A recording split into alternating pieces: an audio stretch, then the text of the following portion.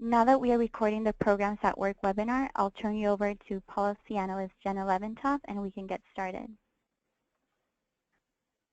Thank you, Sylvia. So good afternoon, everyone. Welcome to Programs at Work. As many of you know, recently there's been a growing number of students that are turning to short-term training programs to obtain skills. And with that, policymakers are wondering, how do we know if these short-term programs are high quality? This afternoon, we're going to provide some context for that, as well as policy recommendations to direct federal and state financial aid to high-quality programs. We'll also showcase two states, New Jersey and Virginia, who have both worked to create their own mechanisms for ensuring the quality of credentials. Next slide, please. Today's webinar is going to feature myself, Jenna Leventop. I'm the policy analyst at the Workforce Data Quality Campaign. My colleague Kermit Kaliva, who is the Federal Policy Director at the National Skills Coalition. David Ramsey, Jeffrey Stoller, and Jason Timian from the New Jersey Department of Labor and Workforce Development, as well as Carrie Douglas and Rochelle Fisher from the Virginia Community College System. Next slide, please. So I'm going to turn it over to my colleague Kermit Kaliva, who will provide some background about this issue. Thank you, Jenna, and good afternoon to everyone. Glad to have everybody be a part of today's webinar. Really a fascinating topic, and glad to be a part of this. I was going to provide a little bit of context on why National Skills Coalition and WDQC have been focusing on the issue of short-term credentials, and so I wanted to provide a little bit of background. So as folks on the call may know, Congress right now is in the process here at the federal level of reauthorizing two major pieces of legislation that impact federal higher education policy. One is the Higher Education Act of 1965, which is a bill that or a law that covers institutional capacity and financial aid for students. And then the Carl D. Perkins Career and Technical Education Act, which is the nation's largest federal law governing career and technical education investments at the secondary and the post-secondary level. As we've been working on these bills here in Washington, we have been focusing on trying to modernize both these laws to focus on non-traditional students and middle-skilled jobs. Middle-skilled jobs are those jobs that require more than a high school diploma but less than a four-year college degree. And we know that many students are who are enrolling in college today are non-traditional and working adults who are seeking some form of occupational credential in order to advance their careers. And you can see on the slide here some of the statistics around today's college students and what they look like. 70% of students are non-traditional in some way, meaning that they're financially independent, or they're working full-time, or they're parenting while they're going to school. 22% of community college, full-time community college students, 41% of part-time community college students are actually working full-time while they're intending. And we know that 5 million students are enrolled in non-credit workforce courses at community and technical colleges across the country. One of the things, as we've been talking to our state and our local partners about modernizing higher ed policy, federal higher education policy, one of the things that's emerged in our conversations is the importance of short-term occupational credentials at community and technical colleges.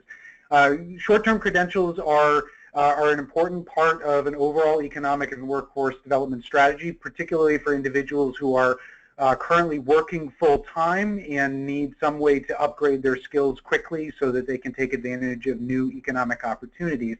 But in many cases, current federal policy doesn't reflect the growing importance of short-term credentials in today's labor market. Can we go to the next slide?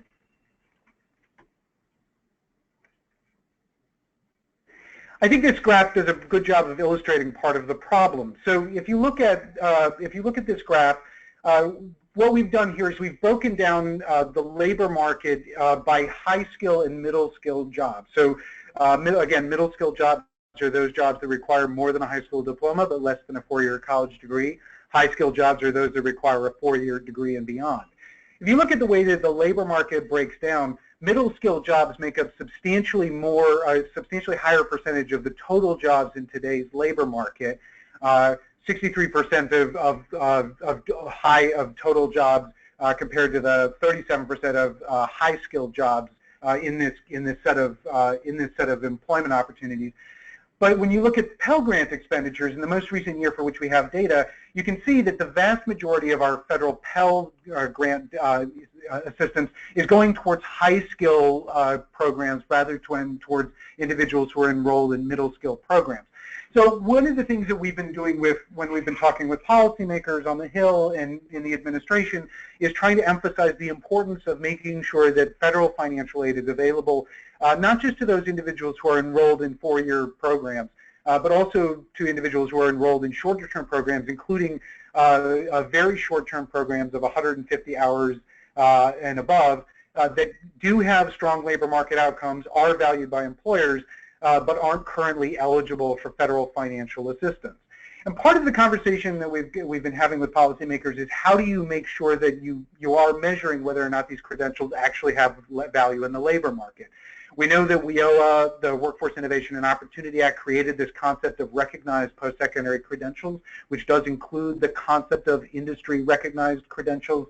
But under current law, there isn't really a good way of measuring whether or not a credential is industry recognized under the Federal Higher Education Act and under the Perkins Act. And so one of the things that we wanted to focus on, and part of the reason we undertook this paper, is to start to look at how would you evaluate short-term credentials in a way that indicated that it had value in the labor market and that it was leading to a positive outcome.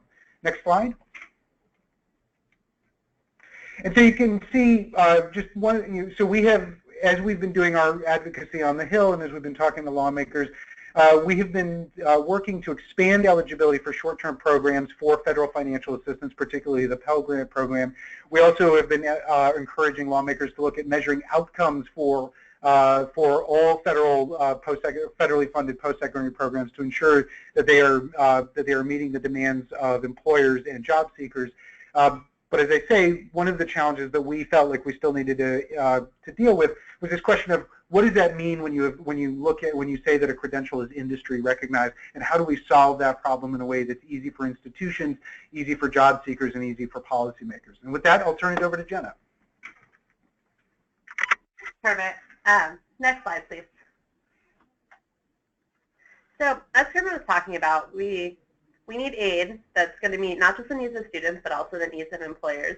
And so when we were thinking about this, we sat down and thought, what should a method like that look like? And so we came up with a list of quality assurance kind of qualifications, and then we consulted with a number of stakeholders, so workforce practitioners, community college employees, as well as national advocacy groups, to ask them, do these criteria seem appropriate to you?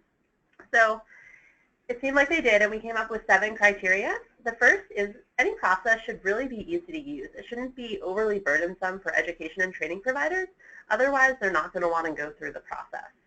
Secondly, and this is probably most important from our standpoint, it needs to incorporate approval from regional and local industry. Kermit got at this a bit, but we want programs to train employees for in-demand jobs and give them the skills that they need to succeed in those jobs. So the easiest way to ensure that this happens is getting input from employers about what they need. The third is that the process should be quickly adjustable. So this process should allow any program to be approved fairly quickly so that the programs can readjust themselves in order to changing industry demand. Fourth, the federal government, if they're already using a process to determine funding, it's probably a reliable mechanism for, is this a good quality or not? It's not necessarily something we think needs to be the case for a new evaluation process to determine aid, but it was helpful in evaluating existing programs and quality assurance processes, because at least it's showing the federal government has some confidence in it. Excuse me, have a cold. So we also want any process to give education and training providers incentive to go through the process. We looked at this as sort of a two-pronged element, half of which is the institutions want to go through the process. If not, it's not going to be very useful. A second part is, if they do go through it, are they going to have any incentive to make changes based on that process? Again, if we're not really getting at our goals of ensuring quality over the long term by changing programs to make them better and to align more with industry needs, they're not particularly useful. 6, we think program level approval is really essential. Different programs within institutions can be of varying qualities, and students really need to have program-specific information to help them make any decisions. Finally, any process should really look at outcomes. So graduation and employment rates. This is going to show whether the programs are really leading to the results the students want and need. Next slide, please. To see if any of the existing quality assurance mechanisms sort of lived up to our 7 criteria, we evaluated them against it. We looked at mechanisms in 3 different buckets. So those that were looking at post-secondary programs, this was accreditation, state authorization, and gainful employment regulations. Workforce training mechanisms, so we looked at how apprenticeship programs become registered, as well as how programs get on the eligible training provider list under WIOA. And finally, we looked at industry mechanisms, so the Manufacturing Skills Standards Council, which was created by the manufacturing industry to create standards for what its workforce needs.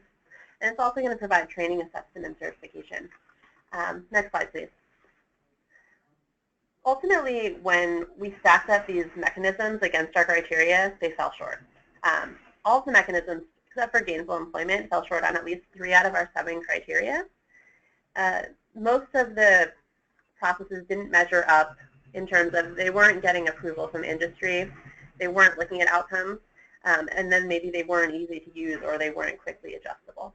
Next slide, please. So because most of the existing mechanisms fell short, we decided we were going to create our own policy recommendations. And again, we consulted with our stakeholders on this. And we think reasonable minds can certainly disagree on quality, and in our discussions with our stakeholders, a lot of them did disagree. So we don't want to say that these recommendations are sort of the end-all, be-all. And in fact, the Manufacturing Skills Standards Council, they have their own set of recommendations, which we'll be sending out after the webinar in an email for you all to look at. But ultimately, we think that our recommendations are a really good starting point in terms of looking at this issue and getting people talking. So we've broken them up into federal and state recommendations. They're written so that the states who have a little bit more flexibility can look at some more innovative programs and also maybe have some higher criteria at times. At the federal level, our recommendations are going to require Congress to authorize the extension of Pell Grants for short-term programs. And then also the Department of Education should create a quality assurance process. We ask that they build in a mechanism for reevaluating programs every 3 years under that process. At the state level, we said the states could direct any of their available funding, so maybe that's state aid, maybe that's their WIOA training vouchers, to students in programs that are meeting their standards. Again, these are more flexible, and we ask that they reevaluate programs at least every 2 years. Next slide, please. So to a certain extent, a lot of our recommendations were really the same whether we were looking at states or the federal government. We're calling these our baseline recommendations. And so the first of our baseline recommendations is that the program should be at accredited institutions that are already eligible for Title IV funding. So there's a lot of really important conversations happening about accreditation right now and accreditation reform. But overall, it's a widely accepted indicator of at least minimum quality. So this was one of our more controversial recommendations, but we ultimately thought it was sort of a good starting point because what we're looking to do is so big and so momentous that we limited it a little bit, and we thought that it can ensure some minimal level of quality. Our second recommendation is somewhat based in common sense. We recommended that programs should comply with all relevant state and federal laws because obviously state and federal governments don't want to give money to institutions that aren't complying with their laws.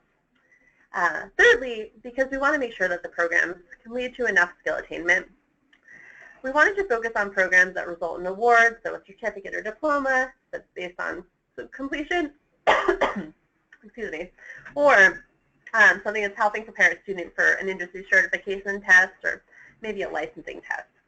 This would leave out something, say, like a one-day Microsoft Word training course, which, while it's giving people skills, it's maybe not giving them, really solid skills that are going to be the foundation of their employment.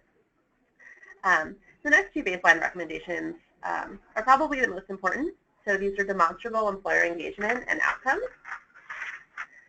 As Kermit, sort of touched on a little bit, employer engagement is pretty essential because it's how we know if a program is giving students and workers the skills that employers in any region are looking for.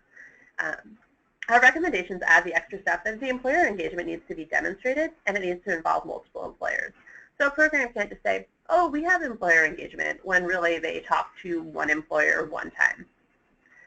Employer engagement, we say it can be demonstrated in a couple of ways, none of which is inherently better than the other. This can include a sector partnership or an industry validation process like the Manufacturing Skills Standards Council. What both of those have in common, as well as some other things, is they involve multiple employers so that you can really see what the demand and what the skills needs are in an industry in a particular region. Finally, we wanted to look at outcomes so that we can see if completers are doing well. Are they completing their credential? Are they earning the certification or license that they were looking to earn? Are they making good wages? It's really hard to define what good wages are. We had a lot of debate about this when we were talking about it. There's regional differences. A lot of really valuable occupations just don't make a lot of money. I think of social workers. It's a needed occupation, but they're not going to get rich by any means. So we settled on jobs that will give 200% of the federal policy wage, or poverty wage, excuse me. So that's a measure that would indicate at least someone can make a living. Next slide, please. For our federal policy, we added an additional recommendation, and this is a time component. We said that the program should be 150 to 600 clock hours over the course of at least 8 weeks. Our stakeholders weren't exactly ready to expand aid to just any program. They wanted them to be sort of substantial programs, and so we thought that this number represented that. Next slide, please. As you can see, we have another time component on the state, but we got rid of the term 8 weeks so that states can experiment more with giving aid to shorter programs or more condensed programs. Our state recommendations also focus on aligning funding with WIOA by using the credential attainment threshold that's used for eligible training providers. And we also think that states should provide aid to programs that focus on individuals with barriers to employment, and there were 2 reasons for this. The first was that it aligns with WIOA, and also we want to make sure that these programs are equitable and that they're enrolling all populations and having similar outcomes. So next slide, please. This was really just a very, very brief overview of our quality assurance recommendations as well as our evaluation of existing quality assurance mechanisms. If you want to learn more, we wrote a paper about it.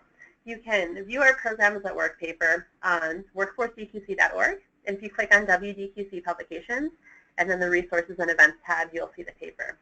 So right now I'd like to turn it over to New Jersey, and they can talk about their industry valued credentials list, which is sort of how they've been trying to grapple with this issue that Kermit and I have just been talking about. Hi, good afternoon. Can you hear me? Yes, I can hear you. Okay. Hi, my name is David Ramsey. I'm the Director of Workforce Research and Analytics for the Department of Labor in New Jersey. And first of all, I just want to thank the National Skills Coalition for inviting us to participate in the webinar today. The first thing I just wanted to point out on the first slide is the icon you see there, the New Jersey Career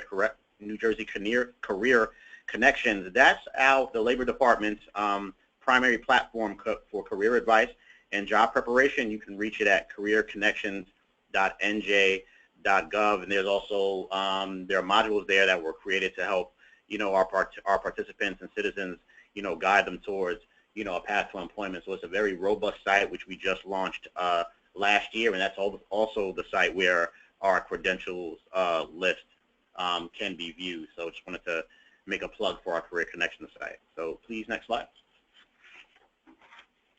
I just want to introduce our other presenters today. Again, my name is David Ramsey. Our Assistant Commissioner, Jeffrey Stoller, is here, whose staff was responsible for the creation of the Industry Value Credentials List in New Jersey, and also Jason Timian, who was the lead analyst on this project and the creation of the list.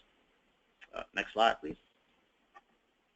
So hopefully we can answer all of the questions you have, at the end of the presentation. I do want to stress that our credentials list is a work in progress, which is evolving. But of course, we're happy to share what we've done so far, through our work. By way of background, New Jersey adopted a Pathways and Partnerships, New Jersey's Blueprint for Talent Development, in the summer of 2005, and that included 7 policy goals and related strategic actions as a guide. So among those actions were to increase the number of individuals in New Jersey who have earned an industry value post-secondary credential or degree. So to support that goal, we went to the work of creating an industry value credentials list. And as you can see in the second paragraph, we have the definition there that we use: an industry recognized certificate or certification awarded by a responsible and authorized body in recognition of an individual's attainment of measurable technical or occupational skills necessary to obtain employment or advance within an occupation. And what we think is equally important is the characteristics that we want our credentials to have. And also, and of course, the challenge is in measuring those characteristics or seeing if the credentials we have on our list kind of live up to our goals. So one is valued and demanded by employers. Two, that it's portable, so the skills learned are transferable and provide broad opportunities. Three, that it's stackable or buildable. Skills learned may lead to opportunities for continuous or advanced training and education. And four, hopefully it'll lead to higher wages, career advancement, and or increased job security. The pathways and partnerships, the blueprint I spoke of, translated to our state plan in 2016 as one of the main themes. So the main theme related to this, was building career pathways with a focus on industry value credentials. So through a common definition of career pathways, we created an industry value credentials list and literacy standards and a renewed commitment to employment first for all persons with disabilities. So that was one of our main themes. And when we talk about career pathways, which is a theme throughout our workforce development apparatus here in New Jersey, we mean a series of education and training experiences that will lead to employment, promotion, and or advanced education. They are industry focused, they have diverse entry and exit points, and they include integration of adult basic skills, digital literacy, employability skills, and work-based learning. Next slide, please. So we wanted this tool to be a resource for workforce stakeholders. So these are just kind of the two themes we held close to when putting the list together. So one, we wanted to align the demand of employers for certain skills to the training, education, and skills of job seekers and those seeking career advancement. So Jenna alluded earlier to industry approval. So that kind of alludes to that theme. And two, we also wanted the list to act as a consumer protection for those in search of training. So when you go to our list, the job seekers and employers and others can be assured that the credential is valid and recommended by knowledgeable employers, educators, and other workforce professionals. In its initial form, we don't focus on demand for the credential, even though the vast majority of the credentials we have on our list correspond to a demand occupation in New Jersey. So that's how we originally kind of focused our list. Next slide, please. So let me talk a little bit about our creation process. Our labor market analysts in our department initially identified credentials in demand by the 7 major industry clusters in New Jersey, and you can see them there. Among them are advanced manufacturing, healthcare, life sciences, retail, hospitality, and tourism, transportation, logistics, and distribution. And we've also added utility and construction, the utility and construction industry to our list just this year. So the research included a review of specific labor data and occupational employment projections for New Jersey that were established by industry associations, universities, and the federal government. Just the 8 main industries that I just referred to account for more than 70% of employment and wages in the state of New Jersey. So by focusing on those kind of 8 main industries, we bring in the majority of the employment and wages that we're looking at for our state. The feedback from employers, the Labor Department has made employee engagement and employer-driven partnerships a priority through our talent networks, and essentially our talent networks are networks of industry experts led by colleges, universities, and business organizations that have partnered with employers and educational institutions and our workforce organization to provide assistance to students and job seekers. The main goals of the talent networks are, 1, to develop industry intelligence for us and the state. So essentially, effective workforce and education programs require accurate and timely understanding of employer needs, and that's what they pledge to provide to us. And second, to help us develop high-quality employer-driven partnerships. So our talent networks work closely with employers, our workforce development boards, our educational institutions, and other stakeholders to develop high-quality employer-driven partnerships. And also, we have and also those partnerships. The surveys that are referred to on the slide here, those were industry-specific surveys, and they yielded information that we use to filter our initial list and also add some credentials that we hadn't considered once our labor analysts put together just kind of our initial list of credentials. Next slide, please.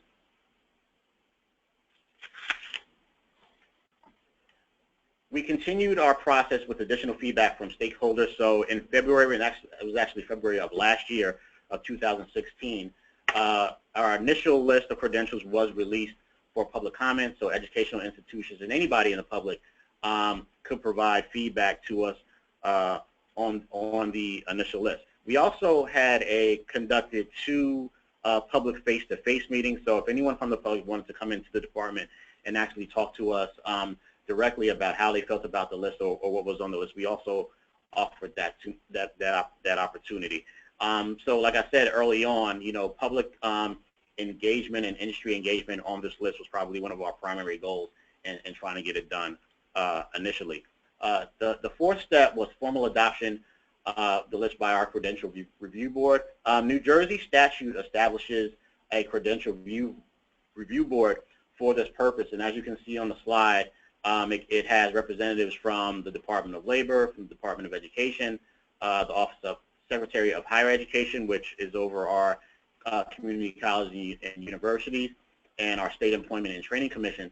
And they review all the draft lists, all available data, provide information and feedback from employers and stakeholders, and they eventually, on a regular basis, review and adopt the list before it's published. And our last step, which is ongoing, we continue to try to gather additional information and refine our list and make sure that it's inclusive of everything we need for our participants in New Jersey. We convene our Credential Review Board on a quarterly basis to review the list and discuss recommendations for improvement. Next slide. So here's a screenshot of our credentials list on the New Jersey Career Connections website. So if you go to our website and go find the list, here's what it looks like. The introduction page, so this is the introduction page to the credentials list, which allows you to quickly browse through the industries listed. So if you see on the bottom of the slide, you can just see 2 of the industries that's there, and actually there are a lot more. So advanced manufacturing and architecture and construction. And so when you click on any one of those, it breaks out the list of credentials and the issuing agency that's listed there. Also, you have the ability to, can you go to the next slide? Also, so this is what it looks like when you click on one of the industries that's on the initial page. So it enables you to quickly drill down to the list of credentials and be viewed quickly either on your computer or on a cell phone. It works quite well on a cell phone as well. So again, this is just a snapshot of part of the list. You can go to the next slide, please. So if you download, it also enables you to download the list, and when you download our list, you get much more information. So again, this is just an example of what you see when you go to our advanced part of it, the advanced manufacturing list. So you see there the credential, the issuing agency, there's an endorsement column, and also a type column, which I'll talk about in a few minutes. So the downloaded list contains all the information that we have available at this point. The downloaded part also contains an introduction about why we created the list and our goals, which I've already talked about. It also contains all the definitions that may be used to interpret the list. So when it comes to endorsements and types, it has those definitions there. And contact information about if you wanted more information on the list or if you wanted to make a recommendation for the list, how you do that. And also a description of our methodology, which I'm partly covering in this presentation today. Next slide, please. So here are the list of the industries that we have on the list right now. So a few of them: advanced manufacturing, which is a major industry in New Jersey, finance, healthcare and social services, retail, hospitality and tourism, which is one of the major industries, again, in New Jersey. And then we also have a various section. So we put the credentials which don't neatly kind of fall into one of those other categories. We put them in the various columns. We also identified on our list, which you just saw previously, we try to identify the most well-known accrediting body and include that on the list as well. We don't try to be exhaustive with that, but we try to give our participants or anybody viewing the list at least a little bit of information to go forward with. So if they wanted to investigate the accrediting body or the credential a bit more, at least they have that information at their fingertips. Next slide, please. Also, in the creation of our list, we did some research as to what other states and the federal government was also doing. So you may already be familiar, but the United States Department of Labor Career One-Stop website has what they call a Credential Finder, which we actually use to provide additional information on our list. And the endorsements and the type, which I'm going to just go over briefly now, is a piece of that information. So on their website, there's an icon next to the certifications that indicate whether the certification is in demand, or the certification or certifying organization is related to or accredited by a third-party organization or program. So for all of the industry value credentials that we have on our list that had a corresponding endorsement on the US DOL Credential Finder, we pulled that onto our list. So again, people had more relatable information in order to follow up. So again, a few of them are just, A for accredited by American National Standards Institute. J is related to Job Corps Training Program, and there's also, M for related to military occupational specialty. So this is the full list of the endorsements that's on a Credential Finder and that we also use on our list. Next slide, please.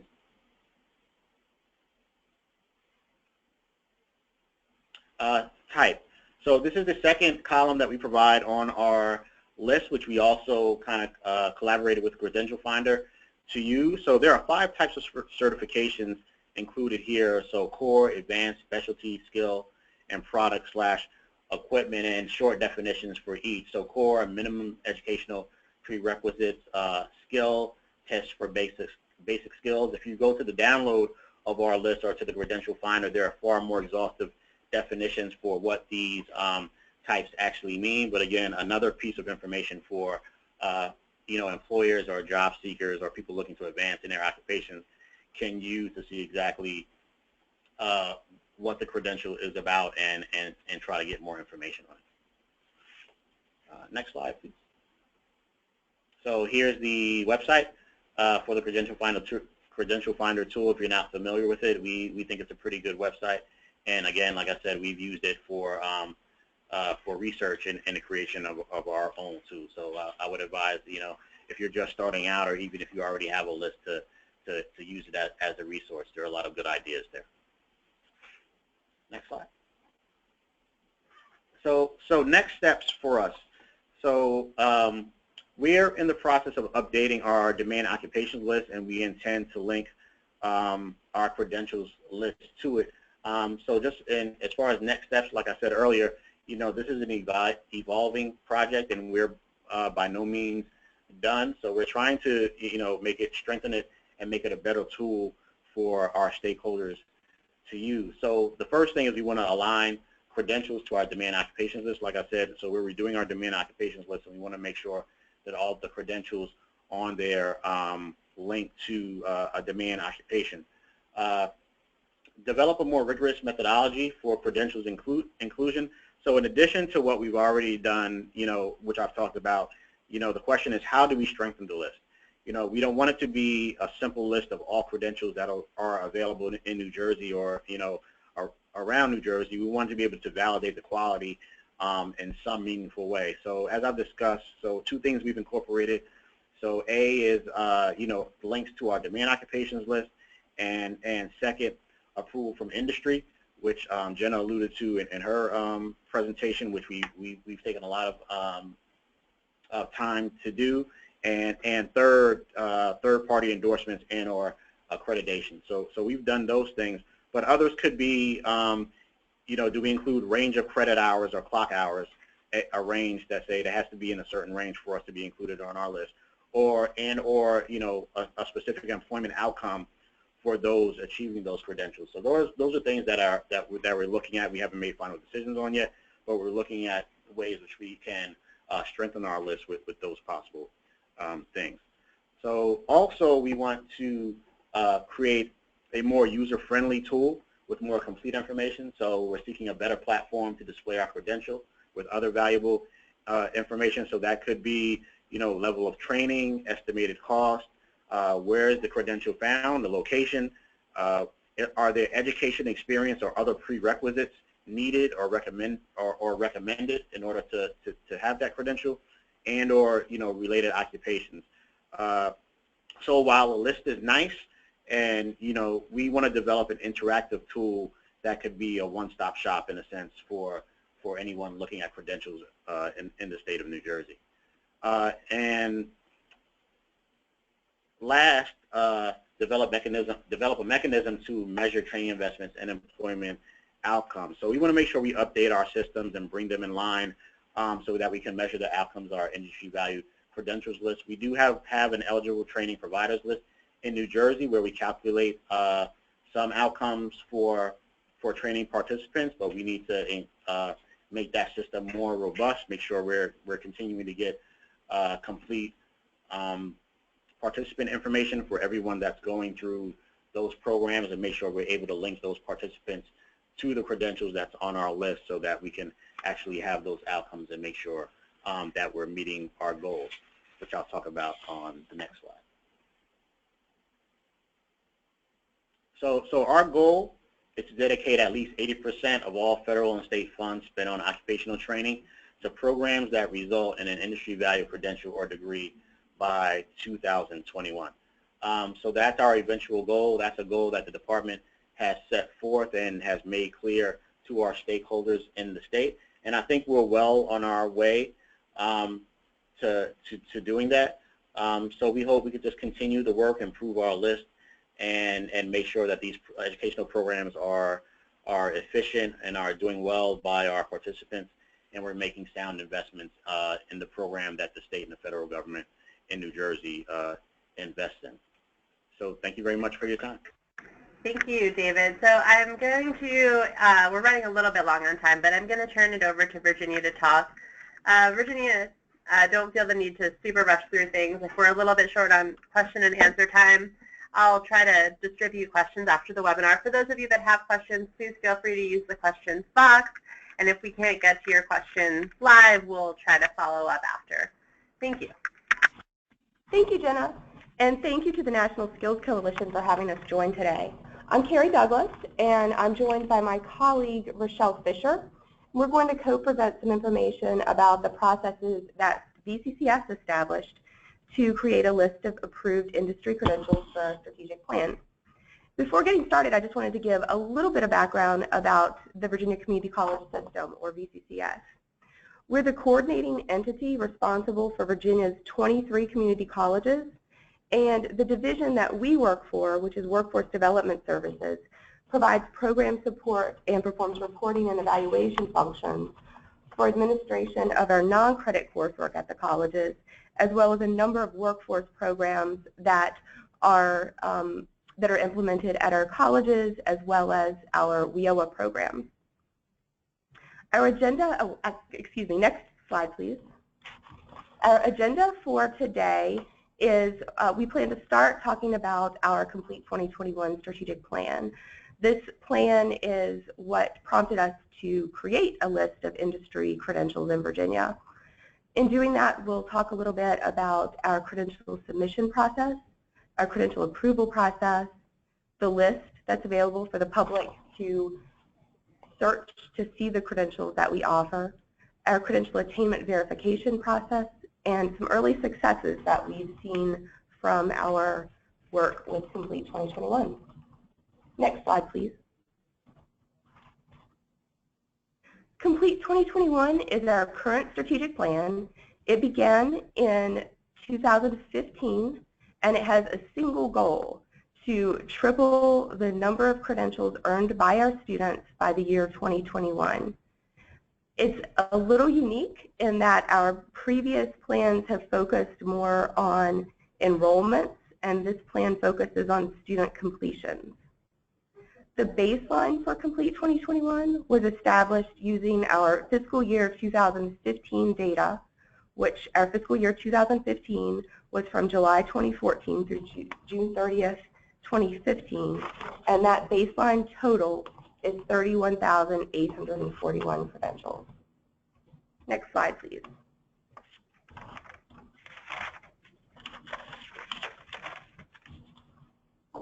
Through Complete 2021, we've defined a credential as verification of qualification or competence issued to an individual by a third party with relevant authority or jurisdiction to issue such credentials. So those could be accredited educational institutions, an industry recognized association, or an occupational association or professional society. The credentials that we're counting through Complete 2021 include our degrees, diplomas, and certificates that are issued by our colleges, as well as transfers to universities, student transfers to four-year universities that result in a degree. Industry credentials, which consist of certifications and professional licensures, as well as registered apprenticeships. For the purpose of this discussion, we're focusing on the industry credential component of Complete 2021. So those are the industry certifications and professional licensures, of course. In preparation for Complete 2021, we did a pilot the year before it began, and we had select colleges provide select credentials to be considered for the pilot, and we began tracking information about credentials that way. Other than that pilot, that was our first test at doing the credential verification. We had not yet done that before. So a unique part about Complete 2021 is that it's the first time we are tracking industry credentials on a system-wide basis. That pilot gave us some lessons learned and helped us prepare for Complete 2021, and the small number of credentials that were verified through the pilot are included in that baseline figure that I mentioned in the previous slide. Next slide, please. Okay, so now I'm going to walk through the industry credential submission process. In order for a credential to be counted towards the Complete 2021 tripling goal, it must be approved by the Complete 2021 Review Committee made up of VCCS staff. Our 23 community colleges are currently using a newly designed website to submit industry credentials for Complete 2021 approval. The individual colleges are able to log into their college profile and submit credential information. The college provides the following information: the credential name, awarding entity, training type, whether it's credit or non-credit, the contact information for the specific submitter in the case there are questions from the reviewer, and the associated cluster. The remaining information is collected, but the remaining information listed on the slide is collected but optional. Once the college submits the credential information, the VCCS reviewer begins the review process. Next slide. The reviewer uses the following parameters to evaluate the submitted credential. Industry recognized, so that demand exists from employers for the specific credential, that it's portable, that the credential itself is recognized across employers and regions, that the credential is competency-based, so that a competency-based examination aligned with the credential exists to ensure knowledge associated with the credential, that the credential is third-party validated, that credentials are reviewed for their validity and relevance in the workplace and have an established process for improvement. The credential is reviewed for articulated credit at the college. And then last, that the credential itself is stackable, so where possible, the credential should be stackable and part of a career pathways framework. These parameters or criteria were established by the VCCS using definitions from the Department of Labor and Jobs for the Future. Next slide. Okay. So after the review process takes place, the committee makes a recommendation to the chancellor's designees for approval or rejection.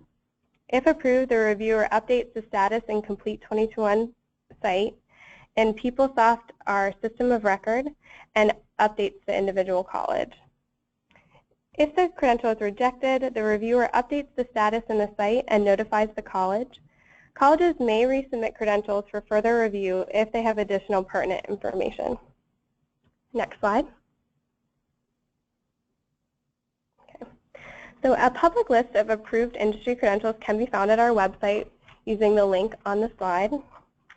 Over 800 individual industry credentials have been approved across the 23 community colleges within 14 clusters since program implementation.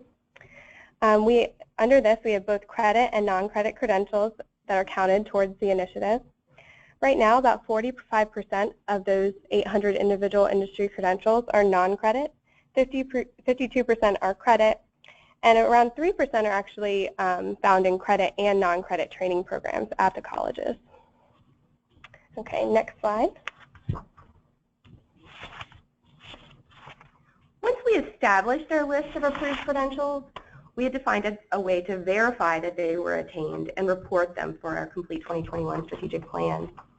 Industry credentials, of course, are unique because in most cases they are awarded after the student leaves the colleges, and there is sometimes a length of time between course completion and credential attainment. This makes it more difficult to track credential attainment compared to the degrees, certificates, and diplomas that our colleges issue, which have been tracked in the past. There is also not a universal database of credential data, so various sources were used to track the credential attainment. The process that we established requires college staff to verify credential attainment. And in some cases, this is fairly easy because the industry credential might be awarded as part of required coursework, or a student may be working with a coach at the college, and through those interactions, they would report that their credential was received. In other cases, it has required a little more work, and colleges have had to reach back out to follow up with former students to verify credential attainment, or they've also used testing center data or agreements with the third-party entities that award the credentials in order to verify that they were obtained. BCCS matches data from two of our state agencies, the Department of Professional and Occupational Regulation and the Department of Health Professions, and provide those matched student records back to the colleges. It is still the college's responsibility, however, to go in and verify that each of those students did in fact receive relevant coursework at the college prior to submitting the data. We also had to set up in our student record system, PeopleSoft Student Information System, a component that would allow colleges to report the credential information. So in our student information system, the colleges are required to put in the name of the credential, the award date, and the documentation of the credential receipt must be on file, and it can be stored either electronically or on file in hard copy. Next slide, please. Some early successes that we've had with our Complete 2021 credential process are that we've established a new credential submission website.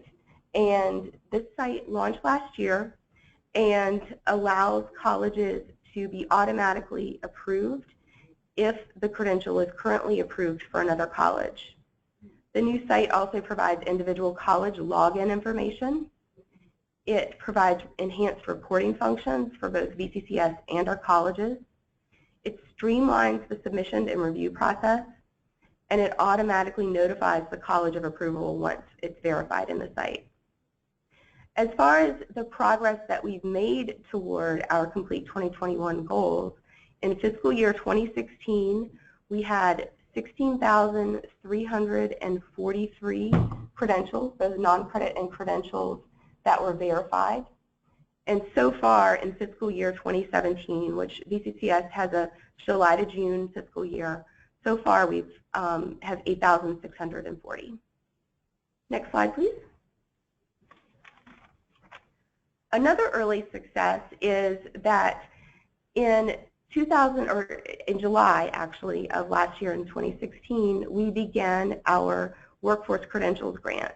And this was really a monumental change in Virginia because this Workforce Credentials Grant provided financial support for specific workforce training programs to make them more affordable for students.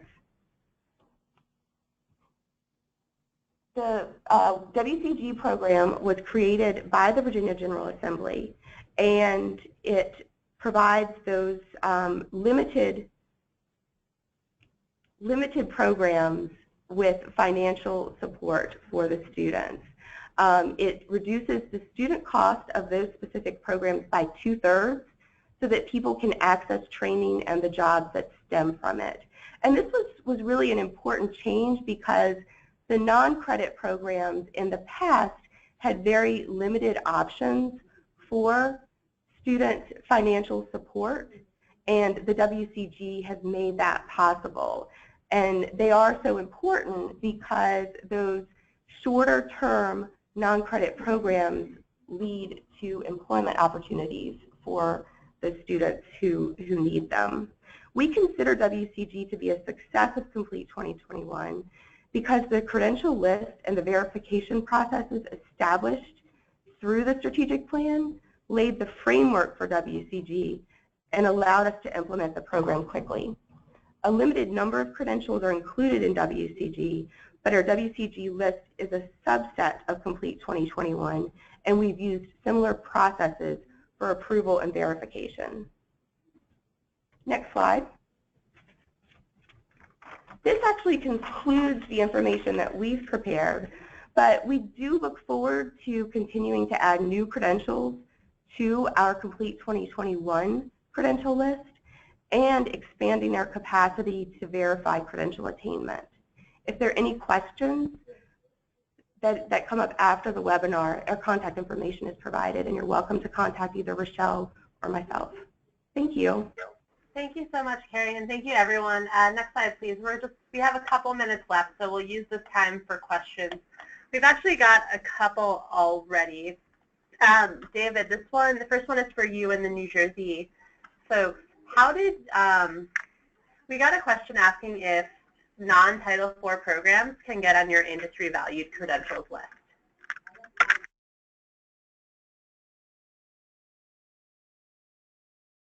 Yeah, we don't have any on our list currently, but I mean, it would be possible. We don't have any on our list currently. Thanks. We also got another question for you asking, how do you involve employers in your decisions? I know you talked momentarily about your talent networks. Can you expand upon that a little bit and maybe say if they look at each individual credential that goes on the list, or if they're just looking more broadly at sort of all of the programs? So we initially, through the 7 talent networks that we had in place at the time, had them reach out to their network of employers who they've had relationships with.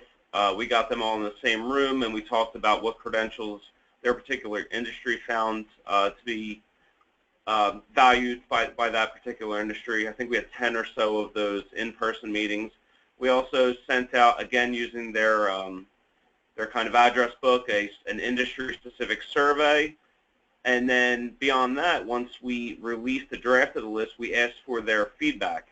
So I mean, we really made a lot of different types of efforts to engage them at as many different points throughout the creation process as possible. And we go back to them multiple times, so we are committed to updating each quarter. We've had our first quarterly session with the Credential Review Board, which is mostly state agencies, but all of our partners. And the employers are going to be an ongoing conversation. That's the beauty of the talent networks, especially in key industries where the employers are looking very specifically for specific credentials. So that process continues on, and we'll keep increasing, expanding our list based on things that they recommend be added and credentials that are taken off. Thank you. So this next question we got is for Virginia. We were asked if you're going to consider adding wage information to the data that you track associated with third-party certifications. I know obviously the Virginia Community College system has wage data in its normal longitudinal data system, but if you're planning to connect it with the credentials, industry credentials data. At this time, the wages are not a part of our submission process. It's not considered when credentials are approved or not approved in our list. For the WCG, for the Workforce Credentials Grant, we are looking at employment outcomes, or we do plan to look at employment outcomes. We're only about half a year into it, so we haven't quite had time yet to do that, but that is certainly our plan, is to look at pre- and post wages for those credentials.